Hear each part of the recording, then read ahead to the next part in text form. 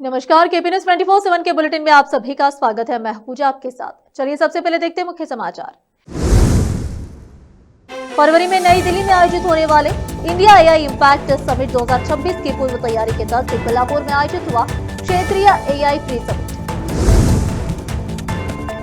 कर्नाटक के मुख्यमंत्री सिद्धरामैया ने प्रधानमंत्री मोदी को पत्र लिखकर वीवीजी आरएएमजी अधिनियम को निलंबित करने की मांग की।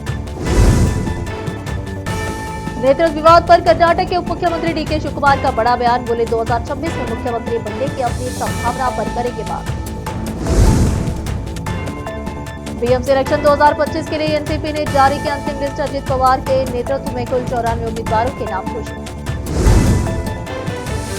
गुजरात में काइट फेस्टिवल, मोदी छाप पतंगों की बड़ी मांग, देश भर में छाई लोकप्रियता। असम में मुस्लिम आबादी की वृद्धि का मुकाबला करने के लिए हर हिंदू 3 बच्चे पैदा करें, मुख्यमंत्री हेमंत बिस्वा शर्मा ने दी सलाह।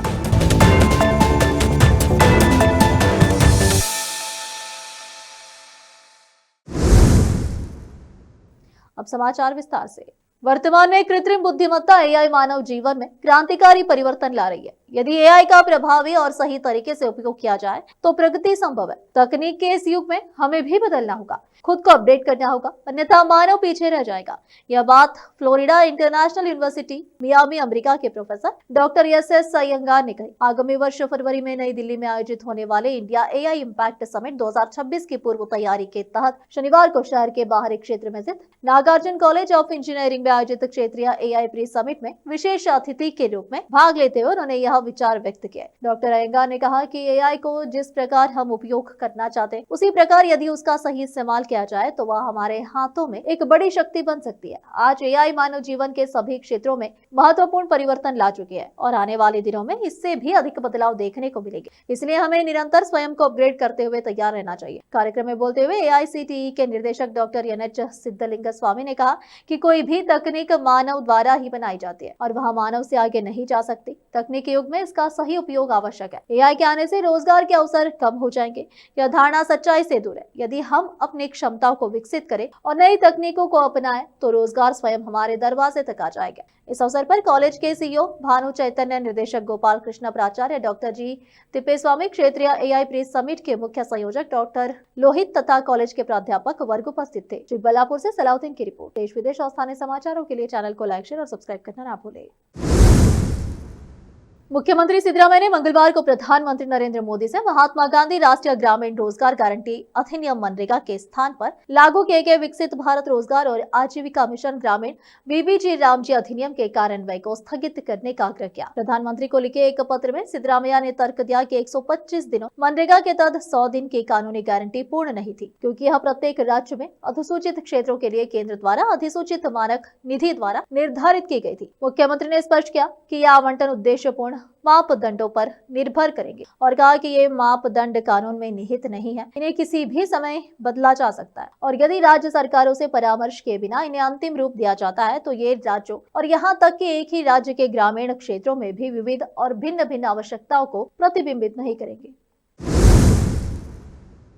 कर्नाटक के उप मुख्यमंत्री डीके शिवकुमार ने मुख्यमंत्री बनने की अटकलों पर फिलहाल विराम लगाते हुए साफ किया है कि इस विषय पर वह वर्ष 2026 में बात करेंगे। साथ ही उन्होंने भरोसा जताया कि कांग्रेस न सिर्फ मौजूदा कार्यकाल पूरा करेगी बल्कि 2028 के विधानसभा चुनाव के बाद भी सत्ता में लौटेगी और राज्य में कुल मिलाकर 7.5 साल तक कांग्रेस सरकार चलेगी। शिवकुमार ने यहाँ पत्रकारों से बात करते हुए अपने नए साल के संकल्प के बारे में पूछे गए एक सवाल पर कहा, मेरा संकल्प आप सभी को खुश रखना है, राज्य की जनता को खुश रखना है, राज्य को नई सोच के साथ एक समृद्ध प्रशासन देना है। इस साल अच्छी बारिश और फसल हुई है और हम नए साल में भी यही चाहते हैं। महाराष्ट्र के उप मुख्यमंत्री अजित पवार के नेतृत्व वाली राष्ट्रवादी कांग्रेस पार्टी एनसीपी ने बृहत मुंबई नगर निगम बीएमसी चुनावों से पहले एक महत्वपूर्ण कदम उठाते हुए मंगलवार को उम्मीदवारों की अपनी तीसरी और अंतिम सूची जारी की। इस नवनीतम घोषणा में 30 उम्मीदवारों के नाम शामिल है, जिससे आगामी नगर निगम चुनाव में पार्टी की कुल सीटों की संख्या 94 हो गई है। यहाँ एकनाथ शिंदे के नेतृत्व वाली शिवसेना की 90 सीटों से 4 अधिक है। पार्टी ने रणनीतिक रूप से उम्मीदवारों की घोषणा करने के लिए चरणबद्ध तरीके से अपने उम्मीदवारों के नामों का खुलासा किया। इससे पहले एनसीपी ने अपनी पहली सूची में 37 और दूसरी सूची में 27 नामों की घोषणा की थी। मंगलवार को अंतिम 30 नामों की घोषणा के साथ ही पार्टी ने मुंबई चुनाव में पूरी संगठनात्मक शक्ति के साथ चुनाव लड़ने के अपने इरादे का संकेत दे दिया है। और फिलहाल लेते एक छोटा सा ब्रेक।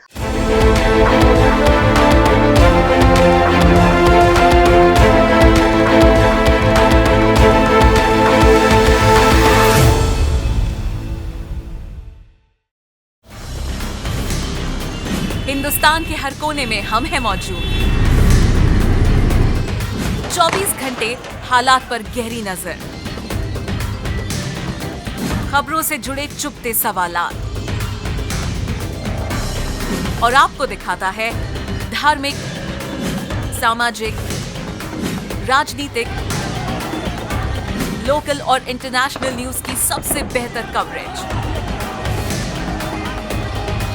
जो आपको रखती है हर पल बाखबर। देश और दुनिया भर की खबर के लिए देखते रहें KP news 24/7। Noor education trust Bidar की ओर से चलाया जाने वाला नूर एमएड और BEd college Bidar, recognized by NCTE Delhi, affiliated to Bidar University, Bidar. Admissions open for the academic year 2025 to 26. विशेषज्ञ और सक्षम शिक्षकों द्वारा शिक्षा प्राप्त करने के लिए नूर एमएड और बीएड कॉलेज बीदर में दाखिला लें और शांत वातावरण में उच्च स्तरीय शिक्षा प्राप्त करें। बीदर शहर में बेहतर शिक्षा का एकमात्र केंद्र नूर एमएड और BEd college Bidar. For more details contact Noor colony near horticulture centre, Halatgiri के Hyderabad road, Bidar 585403 Karnataka, India. Phone numbers 9945283920, 8050172745।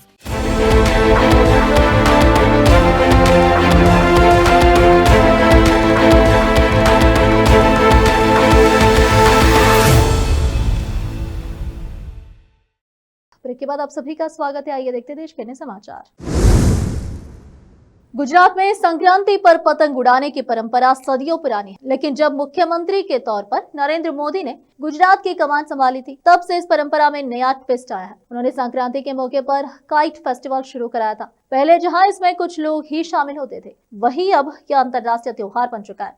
दुनिया भर से पतंगबाज गुजरात में इस फेस्टिवल में भाग लेने आते हैं। पतंग महोत्सव के बढ़ते चलन के साथ ही पतंग बनाने का कारोबार भी खूब फल फूल रहा है। इसे हजारों लोग अपनी रोजी रोटी कमाते हैं। आज भी बाजार में मोदी छाप पतंगों की धूम है। इन पतंगों की मांग इतनी ज्यादा है कि अधिकांश पतंग निर्माता खासतौर पर मोदी छाप पतंग ही बनाते हैं। इन पतंगों पर मोदी सरकार के कामों और विभिन्न सामाजिक संदेशों को उकेरा जाता है। बेटी पढ़ाओ बेटी बचाओ, आत्मनिर्भर भारत और वंदे मातरम जैसे संदेश पतंगों पर छपते हैं और लोगों तक आसानी से पहुंचते हैं। मोदी छाप पतंगों की यह लोकप्रियता सिर्फ व्यापार तक ही सीमित नहीं है, बल्कि शहर के कई पतंग निर्माता सामाजिक जनजागृति के संदेश भी पतंग के माध्यम से फैलाते हैं। तेलंगाना के जगत्याल जिले में एक अनोखी घटना सामने आई है। 80 साल के बुजुर्ग नक्का इंद्रया ने जीवित रहते हुए अपनी कब्र खुद बनवाई है। उन्होंने इस काम पर करीब 12 लाख रुपए खर्च किए और कहा कि वह इस फैसले से बेहद खुश है। उनकी कब्र उनकी पत्नी की कब्र के पास बनाई गई है। जानिए क्यों उन्होंने ऐसा किया और इसमें क्या खास है। इंद्रया ने कब्र वाली जगह पर जीवन और मृत्यु के सत्य को दर्शाने वाला संदेश लिखी एक पट्टिका भी लगवाई है। यह कब्र पूरी तरह ग्रेनाइट से बनी है ताकि यह खराब ना हो। तमिलनाडु से आए राज्य मिस्त्रियों ने इसे तैयार किया। इसकी लंबाई 6 फीट से ज्यादा और गहराई करीब 5 फीट है। इंद्रया ने बताया कि उन्होंने अपनी कब्र इसलिए पहले से बनवाई है ताकि उनकी मृत्यु के बाद उनके बच्चों को किसी तरह की परेशानी न हो।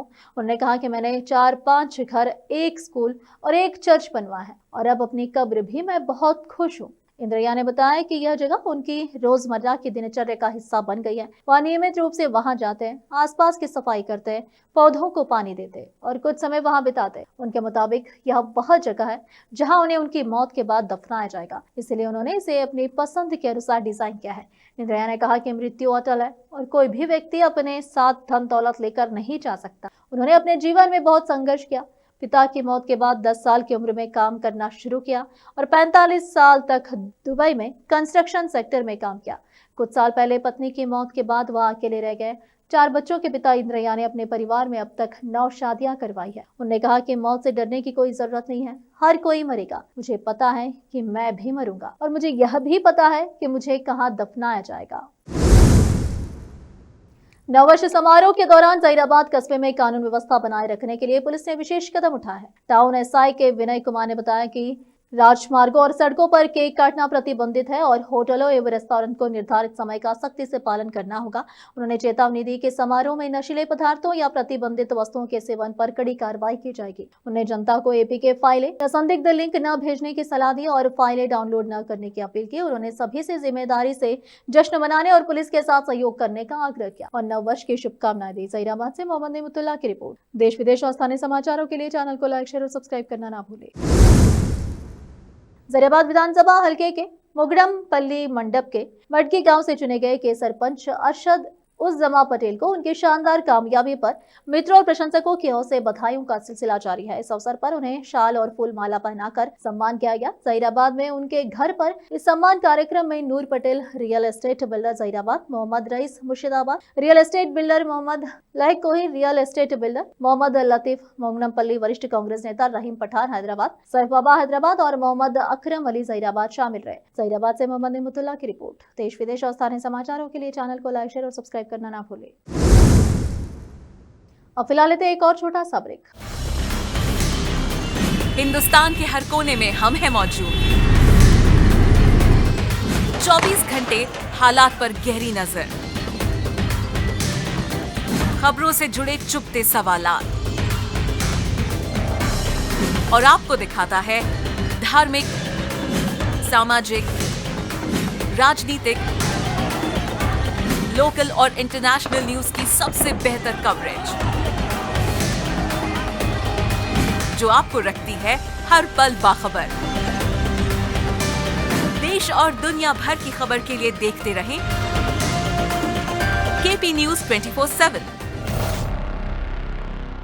ब्रेक के बाद आप सभी का स्वागत है। आइए देखते देश के अन्य समाचार।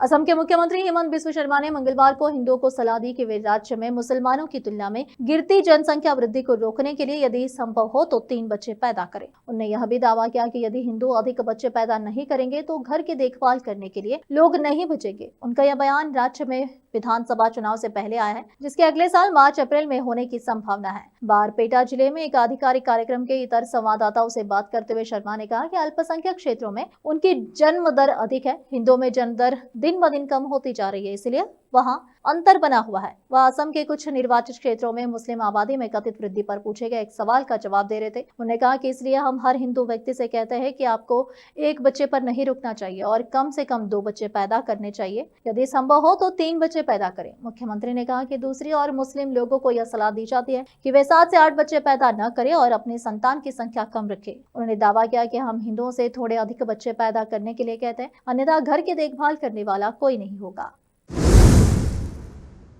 साल 2025 अब विदा हो रहा है। साल के अंत में भारत के प्रधानमंत्री नरेंद्र मोदी 3 देशों के विदेश दौरे पर रहे। राजनीतिक दृष्टिकोण से भारत के लिए ये साल बेहद खास रहा। इस साल पीएम मोदी ने कई देशों का दौरा किया, जहां उन्हें संसद में बोलने का मौका भी मिला। इसी साल पीएम मोदी भारत के पहले से प्रधानमंत्री बने जिन्होंने न केवल सबसे ज्यादा देशों का सर्वोच्च सम्मान हासिल किया, बल्कि वह पहले पीएम है जिन्होंने सबसे ज्यादा बार दूसरे देशों में संसद को संबोधित किया है। पीएम मोदी ने इस साल 2025 में इथियोपिया, नामीबिया, त्रिनिदाद और टोबैगो गणराज्य और घाना में संसद को संबोधित किया। प्रधानमंत्री नरेंद्र मोदी के अब तक के कार्यकाल की बात करें तो उन्होंने कुल मिलाकर 18 बार दूसरे देशों में संसद को संबोधित किया है। यह नंबर पिछले कई दशकों में कांग्रेस पार्टी से ताल्लुक रखने वाले भारतीय पीएम के विदेशी सांसद में दिए कुल संबोधन में से भी ज्यादा है। कांग्रेस पार्टी के नेता भारतीय पीएम अब तक कुल मिलाकर 17 बार विदेशी सांसद में संबोधन दे चुके थे। आखिर में फिर एक बार देखते हैं मुख्य समाचार। फरवरी में नई दिल्ली में आयोजित होने वाले इंडिया एआई इम्पैक्ट समिट 2026 की पूर्व तैयारी के तहत कोल्हापुर में आयोजित हुआ क्षेत्रीय एआई फ्री समिट। कर्नाटक के मुख्यमंत्री सिद्धरामैया ने प्रधानमंत्री मोदी को पत्र लिखकर वीवीजी आरएमजी अधिनियम को निलंबित करने की मांग की।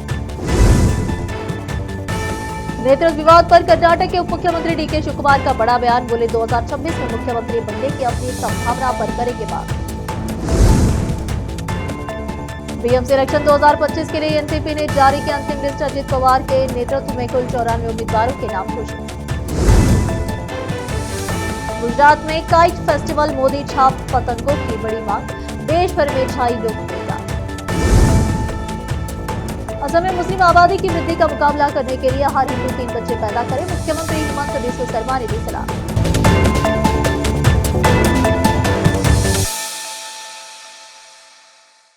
केपी न्यूज के इस बुलेटिन में इस वक्त के लिए इतना ही। देश विदेश और स्थानीय समाचारों के लिए देखते रहिए आपका अपना चैनल केपी न्यूज 24/7। अधिक जानकारी के लिए चैनल को लाइक, शेयर और सब्सक्राइब करना ना भूलें। धन्यवाद।